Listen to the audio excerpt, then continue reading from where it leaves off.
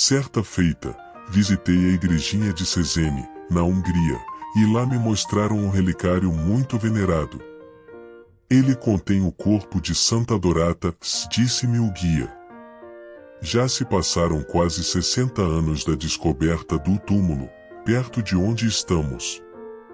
Não há dúvida de que a santa foi martirizada nos primórdios do cristianismo, quando da ocupação romana. Era a época da evangelização de Szézeny, realizada pelo diácono Marcelino, que assistira à crucificação de São Pedro. Com toda a probabilidade, Santa Dorata foi convertida pelo diácono e, após o martírio, os padres romanos sepultaram os seus despojos. Acredita-se que a Dorata seja apenas a tradução latina de um nome pagão, pois não se crê que ela tenha recebido outro batismo que não o do sangue. Tal nome não suscita ideias cristãs, contudo, a boa conservação do corpo, que se achava intacto depois de tantos séculos sob a terra, mostrava, suficientemente, que era o de uma das eleitas de Deus. Em meio à multidão de virgens, ela cantava, no paraíso, a glória divina. E, por fim, há 10 anos, Roma canonizou a Santa Dorata. Distraidamente, ouvi aquelas explicações. Santa Dorata não despertou deveras o meu interesse. A minha atenção voltou-se, quando eu já estava a deixar a igreja, para um profundo suspiro, que se esvaecia ao meu lado. Quem o exalava era um velhinho, vestido elegantemente. Amparado numa bengala de cabo de coral, olhava fixamente para o relicário. Asterisco. Deixei a igreja e o velhinho saiu atrás de mim. Voltei-me para ver, novamente, aquela figura elegante e antiquada. Ele sorriu para mim. Eu o cumprimentei. O senhor acredita mesmo nas explicações que lhe foram dadas pelo sacristão? Ele finalmente me perguntou, em francês, onde os R's rolavam à maneira húngara. Meu Deus! Respondi. Não tenho qualquer opinião sobre essas questões devotas. Ele prosseguiu. O senhor está apenas de passagem e há muito tempo que eu desejo revelar a alguém a verdade de tudo isso. Disponho-me a revelá-la ao senhor, sob a condição de que não a conte a ninguém neste país. Despertada minha curiosidade, prometi cumprir aquela condição. Na verdade, senhor, disse-me o velhinho, Santa Dorata era minha namorada. Asterisco. Dei um passo para trás, pensando que lidava com um louco. O meu espanto fê-lo sorrir, enquanto me dizia com voz ligeiramente trêmula.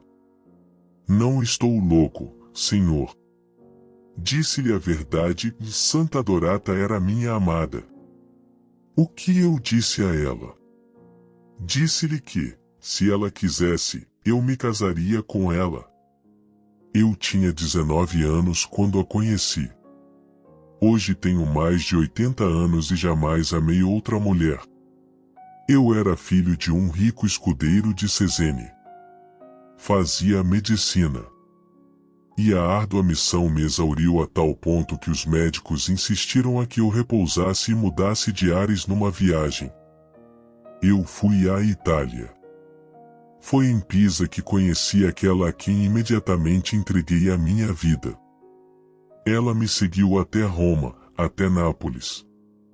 Aquela foi uma viagem na qual o amor infundia beleza nos lugares visitados. Subimos a Gênova. Eu estava pensando em trazê-la para cá, para a Hungria. Tinha em mente apresentá-la aos meus pais e casar-me com ela. Mas, numa certa manhã, eu a encontrei morta, ao meu lado. Asterisco. Por um instante, o velho homem interrompeu a sua história. Quando a retomou, sua voz tremia ainda mais, e a tal ponto que eu mal a ouvia. Asterisco.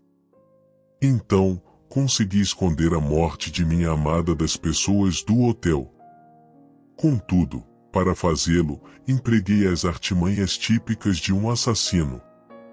E, quando penso em tudo isso, ainda hoje estremeço. As pessoas não suspeitaram de crime algum, e acreditavam que a minha companheira saíra a passeio, bem cedinho, pela manhã. Não vou lhe contar os detalhes daquelas horas terríveis, passadas com o corpo, que eu havia encerrado num baú.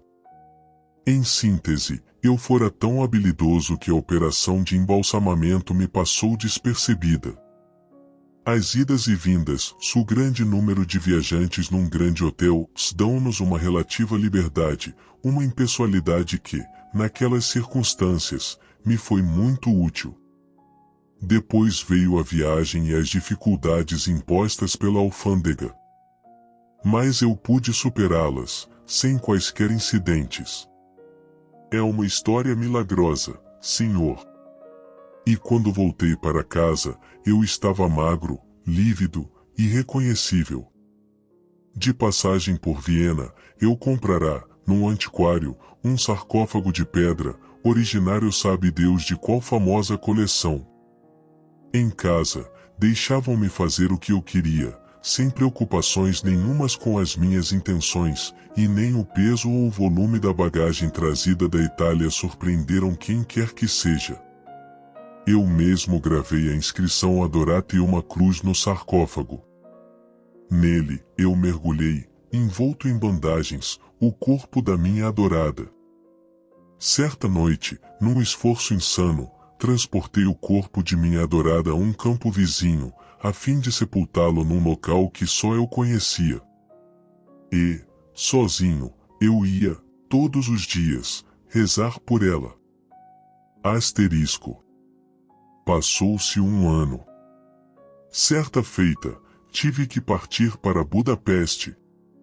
E qual não foi o meu desespero quando voltei?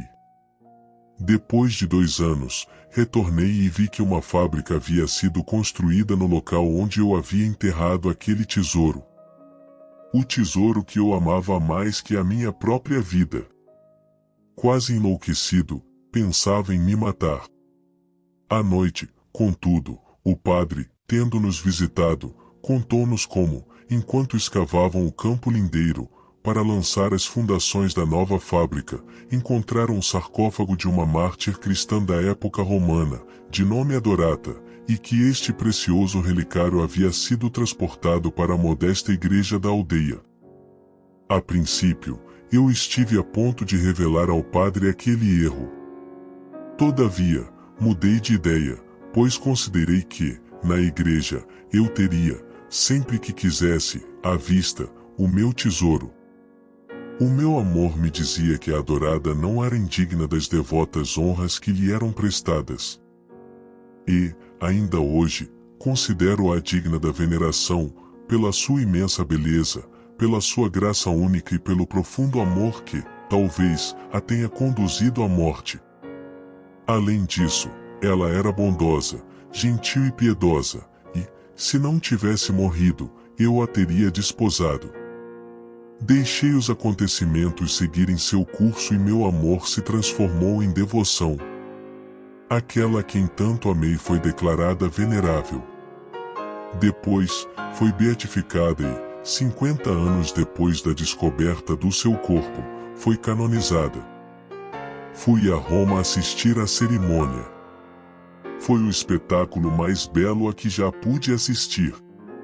Através desta canonização, meu amor penetrou o céu. Fui feliz como um anjo no paraíso e logo voltei para cá, cheio da felicidade mais sublime e estranha do mundo, para rezar diante do altar de Santa Adorata. Com os olhos marejados, o velhinho elegantemente vestido afastou-se, batendo no chão com a bengala de cabo de coral, e repetindo: Santa Adorata! Santa Adorata!